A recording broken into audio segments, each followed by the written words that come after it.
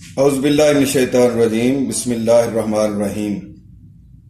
السلام علیکم ناظرین، میری گزشتہ جو 2 ویڈیوز تھیں ان کے اندر ہیپاٹائٹس یا جونڈس کیا ہے اور اس کی کیا علامات ہیں اس کے بارے میں نے بتایا تھا، اور اس کے بعد میں نے پھر اس کا تفصیل سے بتایا کہ hepatitis A, B, C, D اور E کیا ہوتے ہیں، اور ان 5 اقسام کی میں نے پوری ڈیٹیل سے بتایا کہ یہ کس طرح سے پھیلتے ہیں۔ اور آج ہم بتائیں گے کہ ہیپاٹائٹس کی تشخیص کیسے ہو، اس کی حفاظتی تدابیر کیا ہیں، اور اس کے علاوہ جس فرد کو ہیپاٹائٹس ہو جائے تو اس کے اہل خانہ کو کیا احتیاطی تدابیر کرنی چاہیے۔ اس کے علاوہ یہ ہے کہ ہم آپ کو بتائیں گے کہ ہیپاٹائٹس میں ہمیں کون سے اقدامات کرنے چاہیے جس سے جو ہے یہ وائرس زیادہ نہ پھیلے، اور کون سی غذائیں اس میں استعمال کرنی چاہیے۔ اور پھر یہ ہے کہ ہیپاٹائٹس کے بعد جب ایک بندے کو ہیپاٹائٹس ہو جاتا ہے تو پھر لیور سورائسس ہو جاتا ہے، جس کو ہم جگر کا سکڑنا کہتے ہیں، تو اس کے لیے ہمیں کیا حفاظتی تدابیر کرنے چاہیے اور اس کے لیے کیا غذائیں کھانی چاہیے۔ تو آئیے ناظرین، ہم آپ کو بتاتے ہیں کہ ہیپاٹائٹس کی تشخیص کیسے کی جائے۔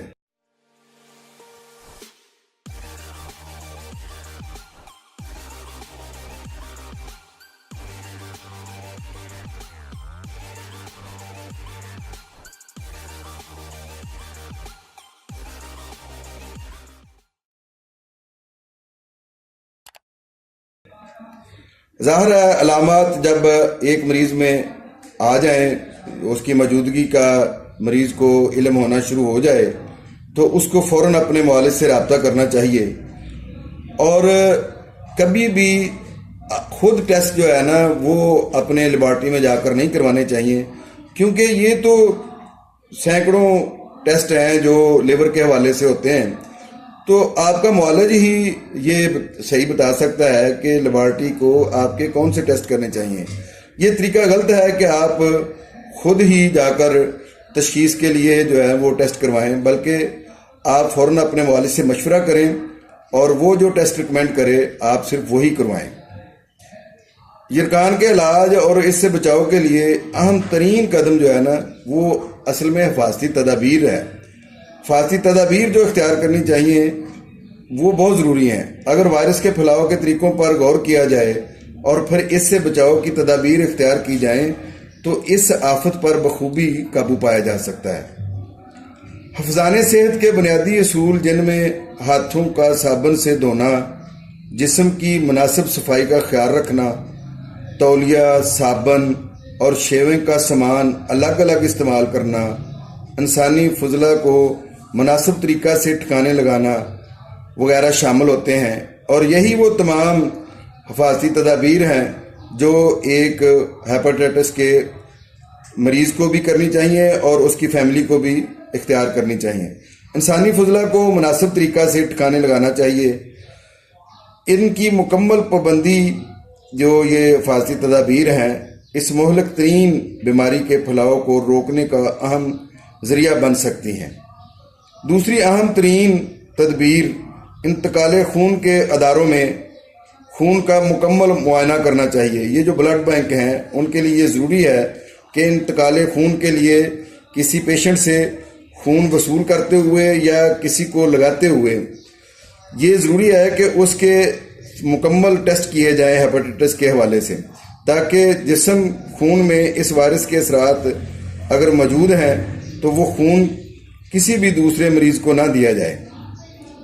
یرکان زدہ مریض کو دیگر اہل خانہ سے الگ تھلگ کرنے کی عموماً ضرورت نہیں ہوتی، کیونکہ یرکان ہونے سے کافی پہلے ہی وائرس اس مریض کے جسمانی رطوبتوں میں موجود ہوتا ہے اور وہ خارج ہو بھی رہا ہوتا ہے۔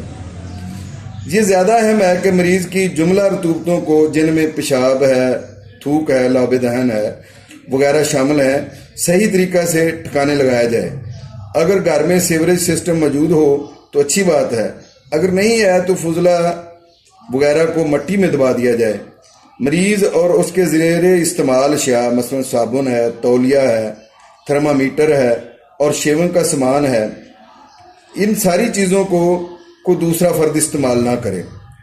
مریض اور اس کے استعمال ہونے والی اشیاء کو چھونے کے بعد ہاتھوں کو اچھی طرح صاف کرنا چاہیے۔ مریض کو آپس کے رابطے میں احتیاط برتنی چاہیے۔ اگرچہ عام طور پر دل کو بہت نازک سمجھا جاتا ہے، لیکن ناظرین، جگر شاید اس سے بھی زیادہ نازک عضو ہے جو زیادہ آرام مانگتا ہے۔ مریضوں کا اندرون خانہ رہنا اور زیادہ تھکانے والی ایکسرسائز کرنا یا تمام ایسی کیفیات سے بچنا چاہیے جس سے تھکاوٹ زیادہ ہو جائے۔ مریض کو گھر کے اندر مناسب حد تک چلنے پھرنے کی اجازت ہوتی ہے۔ مریض کو مسلسل بستر پر لیٹا رہنا چاہیے، لیکن یہ کوئی ضروری نہیں ہے کہ اس کو مسلسل لیٹا رہے، اس سے کوئی زیادہ مسئلہ نہیں بنتا۔ البتہ یہ ہے کہ اپنی لائف سٹائل میں تھوڑا سا دھیما پن پیدا کر لے تاکہ جسم جو ہے وہ زیادہ نہ تھکے اور جگر پر زیادہ بوجھ نہ بنے۔ جرکان کے مریض کے لیے غذا کے پرہیز کے بارے میں بھی عام طور پر بہت سی غلط فہمیاں پائی جاتی ہیں۔ دراصل قدرتی طور پر ہی جرکان کے مریض کی بھوک تقریباً ختم ہو جاتی ہے اور مرغن غذا اور چکنائی والی اشیاء کھانے کا اس کو ویسے بھی دل نہیں چاہتا اور اس کو کھلانی بھی نہیں چاہیے۔ ان مریضوں کو ایسی خوراک دینی چاہیے جو ان کے لیے خوش ذائقہ ہو۔ عموماً نشاستہ دار غذائیں ہی ان مریضوں کے لیے تجویز کی جاتی ہیں۔ غذائی اشیاء میں سے کوئی بھی شے جرکان کے مریضوں کے لیے مضر نہیں ہے، تاہم غذا بذات خود علاج نہیں بلکہ اس کے لیے باقاعدہ علاج بھی ضروری ہے۔ تو ناظرین، ایک سوچ سے جگر ہے جو اس خاص طور پر ہیپاٹائٹس کے مریض کو ہو جاتی ہے، اس کے لیے یا متلی، الٹی، بخار اور سر درد اور بے خوابی وغیرہ کی صورتوں میں آپ کو معالج سے فوراً مشورہ کرنا چاہیے تاکہ ہیپاٹائٹس کے مریض کو یہ علامتیں جب پیدا ہوتی ہیں تو عام طور پر یہ مرض جو ہے وہ خطرناک صورتحال کی طرف اپنا سفر کرنا شروع کر جاتا ہے۔ لمبے عرصے سے اگر سوچ سے جگر میں مبتلا افراد ہیں تو ان کو اپنے روزمرہ کے کام میں یہ کرنا چاہیے کہ اس مرض میں مبتلا مریض چونکہ جلد تھک جاتے ہیں، اس لیے ایسا پیشہ اختیار کریں یا ایسے کام کریں جن میں ان کو جسمانی تھکاوٹ ذرا کم ہو۔ اس مرض میں مبتلا افراد کو غذا ایک اچھے معالج کے مشورے سے استعمال کرنی چاہیے۔ اور ناظرین، اس کے علاوہ جو میں نے آپ سے شروع میں بات کی ہے کہ جگر کا سکڑاؤ یا جس کو ہم کرونک لیور سروسس کہتے ہیں، یہ ایک متعدی سوچ سے جگر ہے جو ہیپاٹائٹس بی، سی اور ڈی کی انتہائی خطرناک پیچیدگی ہے جس سے جگر کے خلیوں کی ساخت بری طرح متاثر ہوتی ہے اور جگر اندر ہی اندر ختم ہونا شروع ہو جاتا ہے، جس سے خون کی کیے بھی آ سکتی ہے، کالے رنگ کے پخانے آنا شروع ہو سکتے ہیں، پیٹ میں پانی پڑ جاتا ہے اور اس طرح کی اور بہت ساری علامات پیدا ہونا شروع ہو جاتی ہیں۔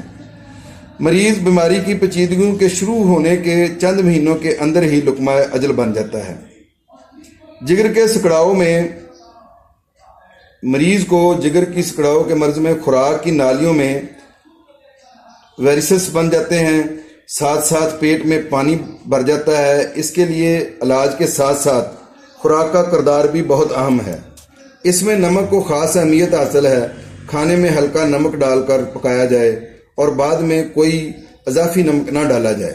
نمک کا نعم البدل بھی استعمال کیا جا سکتا ہے۔ سنترے کے چھلکے، جوس، پیاز، ادرک، مرچ وغیرہ کا استعمال کھانے کو قابل ذائقہ بنانے کے لیے استعمال کیا جا سکتا ہے۔ بیکنگ پاؤڈر سے بنی ہوئی اشیاء مثلا پیسٹری، بسکٹ اور کیک وغیرہ استعمال نہیں کرنے چاہیے۔ ڈبوں میں محفوظ مچھلی، گوشت اور پنیر وغیرہ سے ممکنہ حد تک پرہیز کرنی چاہیے۔ نمک میں محفوظ کیے ہوئے پھل بھی استعمال نہیں کرنے چاہیے، لیکن بغیر نمک کے محفوظ پھل استعمال کیے جا سکتے ہیں۔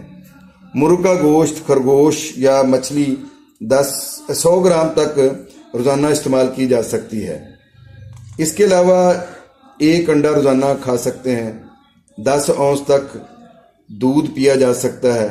उबले हुए बगैर नमक के चावल और खाने में घर की पकी हुई तमाम सब्जियां इस्तेमाल की जा सकती हैं।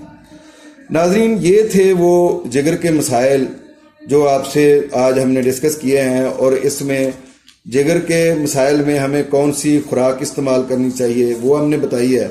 लेकिन होम्योपैथी की कौन सी अद्वियात हैं जो इस खतरनाक मर्ज़ को ठीक कर सकती हैं, और कितने दिनों में ये यरकान जो है वो ठीक हो सकता है, ये हम आपको इंशाल्लाह बहुत जल्द अगली वीडियो में बताएंगे। आप हमारे चैनल को सब्सक्राइब करना ना भूलिए, और ये बेल का बटन जो है इसको ज़रूर प्रेस करें ताकि हमारी हर नई वीडियो का नोटिफिकेशन आपको बाकायदगी से मिलता रहे। बहुत शुक्रिया। अल्लाह हाफिज़। अस्सलामु अलैकुम।